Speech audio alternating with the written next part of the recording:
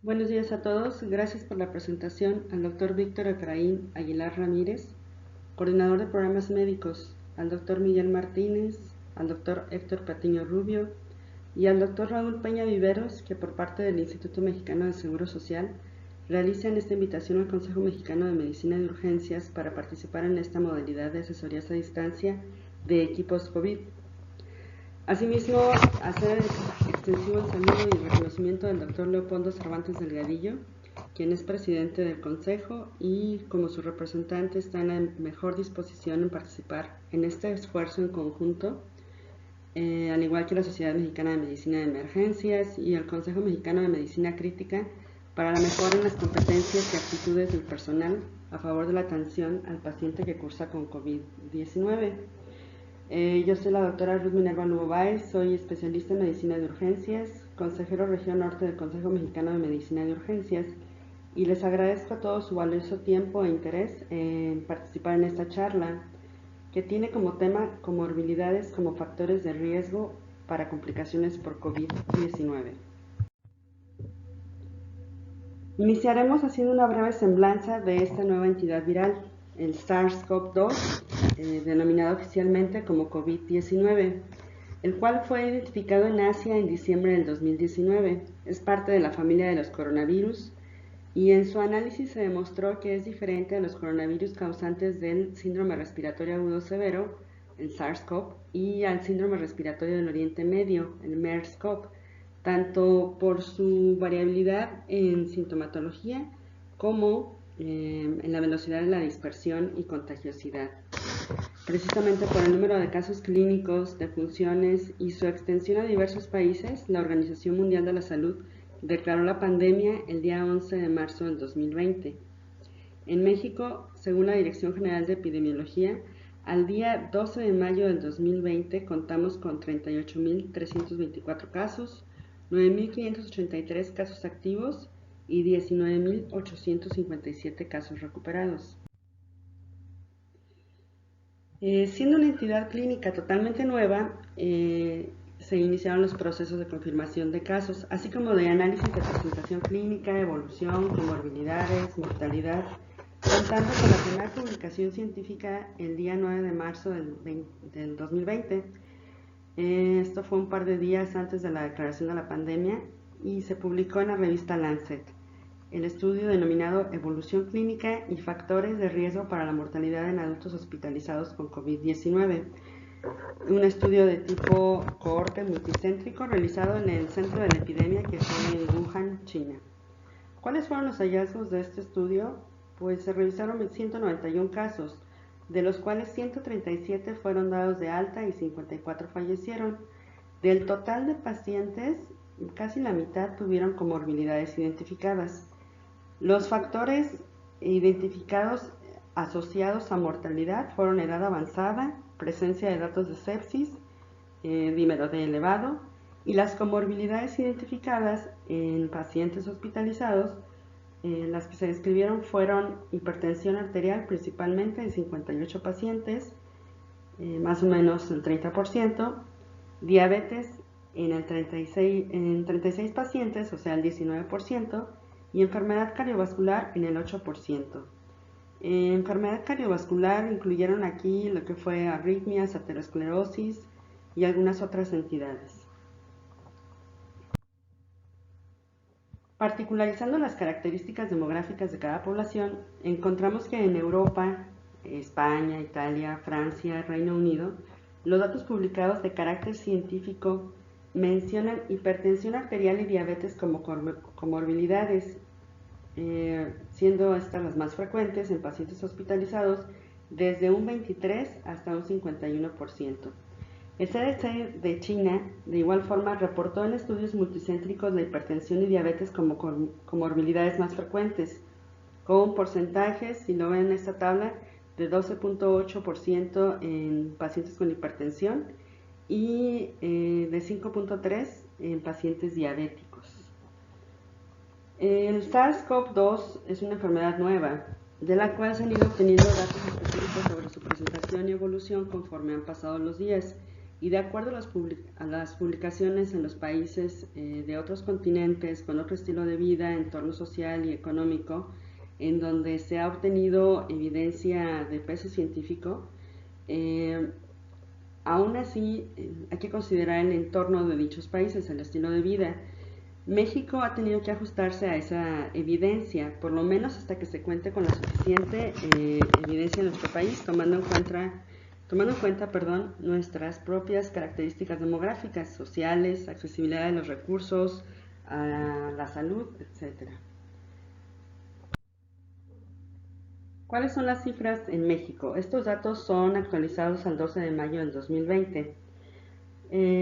Todos los datos de esta presentación son tomados de fuentes oficiales de la Dirección General de Epidemiología, Secretaría de Salud, así como de los protocolos publicados sobre atención al paciente COVID de la Sociedad Mexicana de Medicina de Emergencias, de la Comisión Coordinadora de Institutos Nacionales de Salud y Hospitales de Alta Especialidad.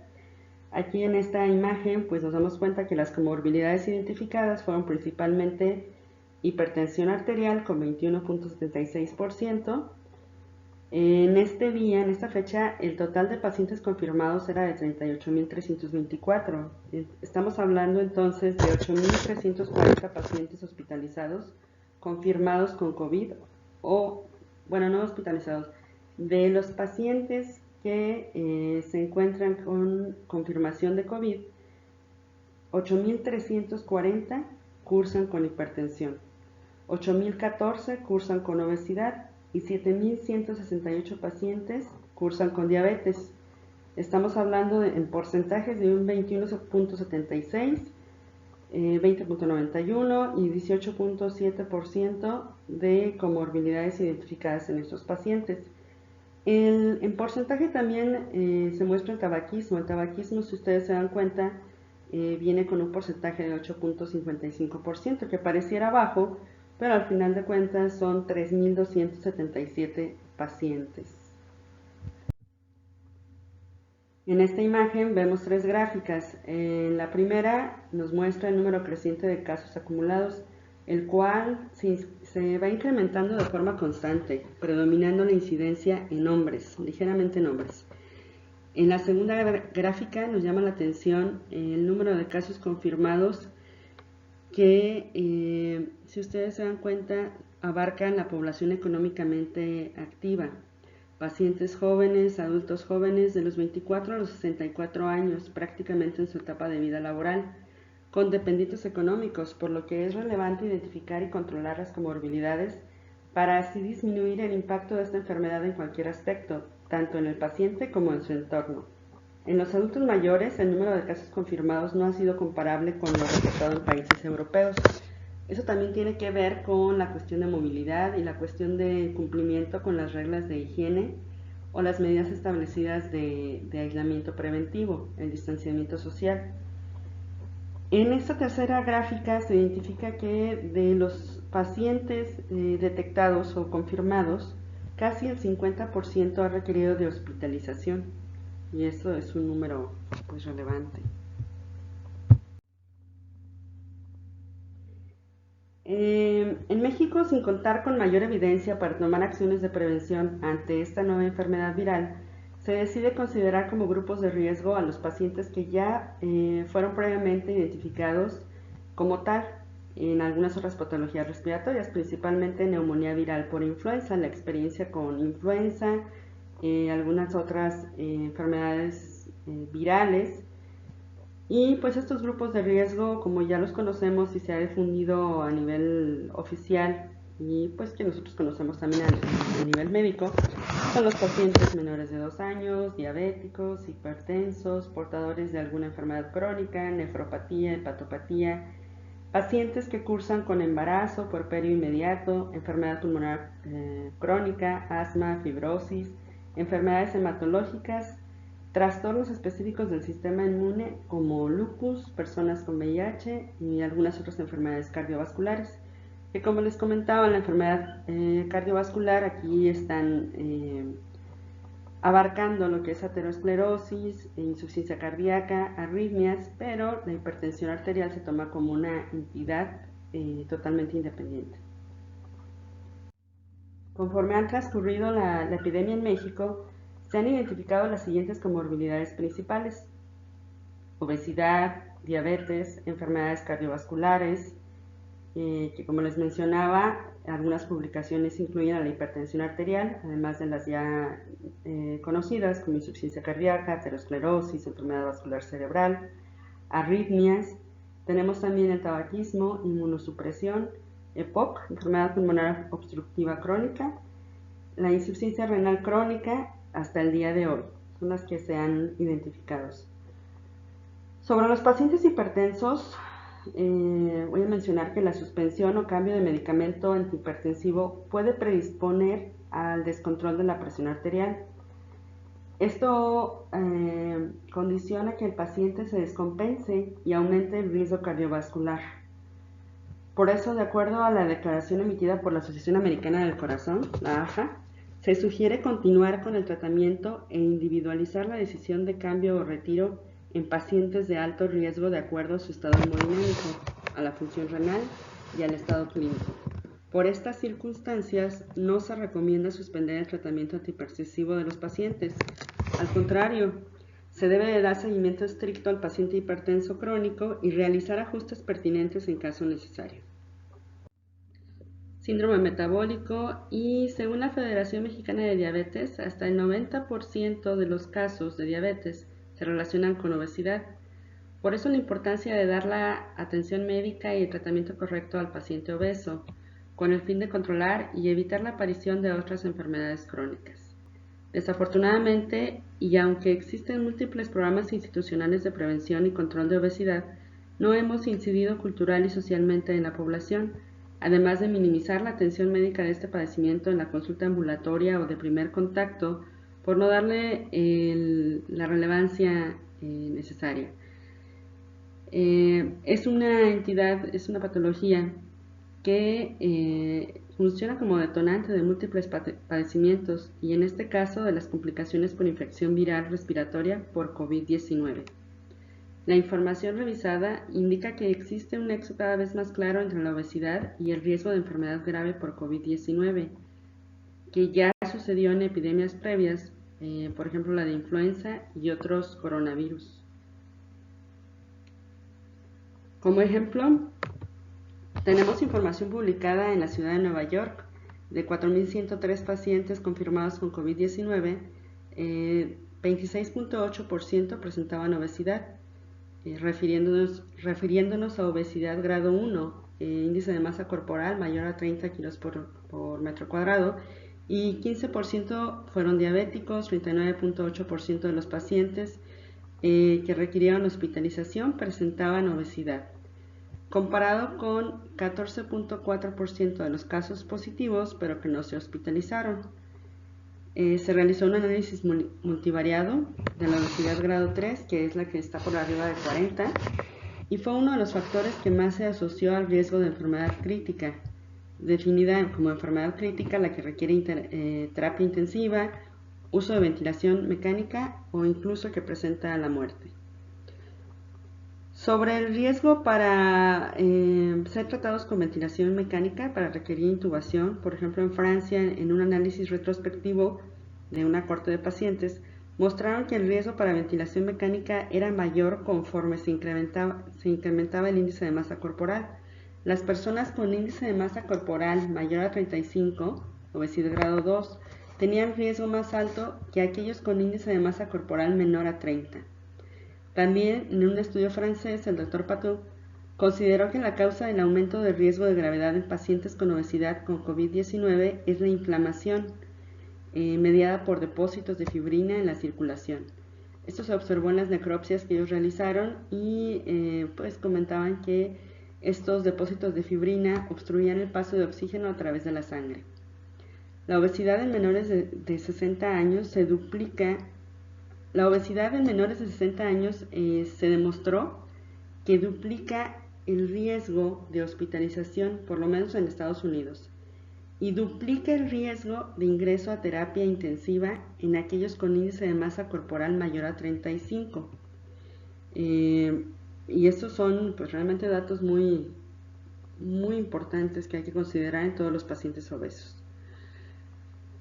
Mencionando a la obesidad y como una de las patologías que va de la mano, la diabetes, tenemos también que México tiene la mayor tasa de ingresos hospitalarios y la mayor tasa de amputaciones de extremidades inferiores por la misma causa, lo que es reflejo del pobre control que tiene de que se tiene de esta enfermedad y de sus complicaciones. Los pacientes diabéticos presentan algunas alteraciones del sistema inmune, como la disminución del factor 4 de complemento, la disminución de la respuesta de citocinas, la disminución de quimiotaxis, la disminución de la fagocitosis, sobre todo en pacientes que no llevan buen control, que tienen hiperglicemia. Tienen también mayor riesgo de infecciones agregadas por influenza, neumococo o infecciones en tejidos blandos, lo que puede desencadenar fácilmente la respuesta inflamatoria sistémica.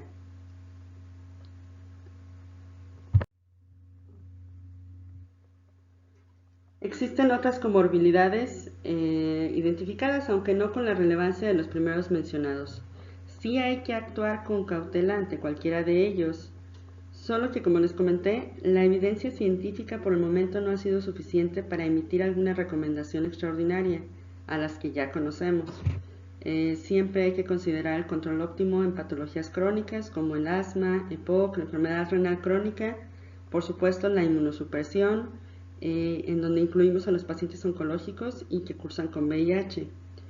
Teniendo ya toda esta información en México sobre las comorbilidades mencionadas en los reportes de COVID-19, tanto nacionales como aquellas que se comparan con las publicaciones internacionales, pues cuáles son las recomendaciones o cómo tenemos que actuar. Principalmente se nos da la recomendación de hacer uso de escalas pronósticas. 3 de ellas son las más mencionadas: la escala Quick-SOFA, que es una escala de falla orgánica asociada a la sepsis, la escala CURB 65 de neumonía y la escala NEWS, que es la escala nacional de advertencia temprana desarrollada en Europa. La escala Quick-SOFA identifica tres parámetros clínicos: el estado mental alterado, que sería el Glasgow menor de 13, frecuencia respiratoria mayor de 22, que nos traduce insuficiencia respiratoria, y la presión arterial sistólica menor a 100 milímetros de mercurio, que nos habla de estado de choque. 2 o más son criterios de observación hospitalaria de estos pacientes. La escala CURB 65 también es sencilla de aplicar. Tomemos en cuenta que actualmente tenemos acceso a calculadoras y aplicaciones médicas de forma muy sencilla. Para realizar este puntaje, el CURB 65 utiliza 5 parámetros. 4 de ellos son clínicos y uno laboratorial, que es la urea. El resto pues son estado mental, que es como el Quick-SOFA, que es la confusión, la frecuencia respiratoria, la presión sistólica menor a 90 o presión diastólica menor a 60, que nos hablaría de estado de choque, y la edad igual o mayor a 65 años, que como habíamos identificado previamente o habíamos comentado, el adulto mayor tiene mayores factores de riesgo. De acuerdo con el puntaje obtenido, se estratifica el riesgo de muerte en los próximos 30 días. Esto nos va a poder orientar si el riesgo es bajo, si es intermedio, si es alto, si lo vamos a asignar a una sala ambulatoria general o si va a pasar a terapia intensiva ese paciente. En esta imagen tenemos la escala de NEWS, que forma parte de las escalas recomendadas en los protocolos de atención COVID, tanto de la Comisión Coordinadora de Institutos y Hospitales de Alta Especialidad como de la Sociedad Mexicana de Medicina de Emergencias. Si tienen la oportunidad de revisar estas publicaciones, háganlo. Son muy útiles y cuentan con información completa y práctica. En la escala NEWS se consideran parámetros clínicos y de igual forma se realiza puntaje para determinar la gravedad del paciente. Este puntaje se relaciona con el sistema de triage por colores para definir también el área de atención del paciente o el manejo de forma ambulatoria.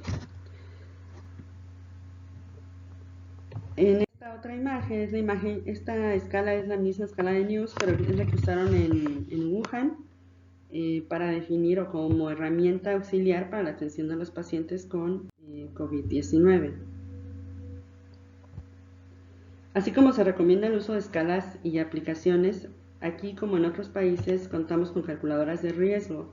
Actualmente ya se desplegó una de ellas por parte del Instituto Mexicano de Seguro Social, que es muy sencilla para su uso y que según el resultado emite una serie de recomendaciones generales y un porcentaje de complicaciones probables en caso de contagiarse por COVID-19.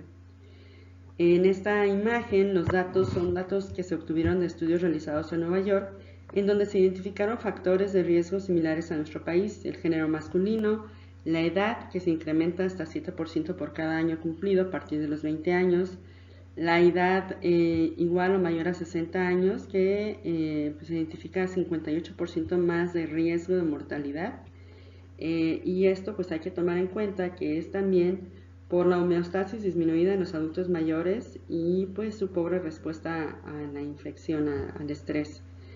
Tenemos también la hipertensión, 23%, diabetes, 23%, la obesidad, 7.9%, el consumo de tabaco, que contribuye un 3.9% al riesgo, enfermedades cardiovasculares, inmunosupresión.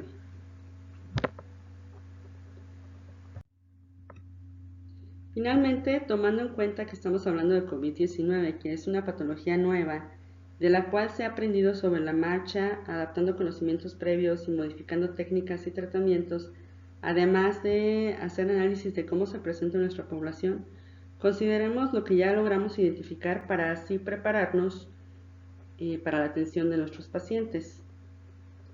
Sabemos de antemano que tenemos 4 comorbilidades de gran significancia. De ellas, 3 se correlacionan bastante, es la hipertensión, la obesidad y la diabetes. Contamos con escalas pronósticas que nos van a ayudar a determinar la gravedad y el riesgo de mortalidad en el paciente, que es el QIPSOFA, el CURB 65 y el NEWS. Hay que tener presente que las guías son precisamente guías, pero quien va a determinar la pauta a seguir es el propio paciente, su estado clínico, factores de riesgo,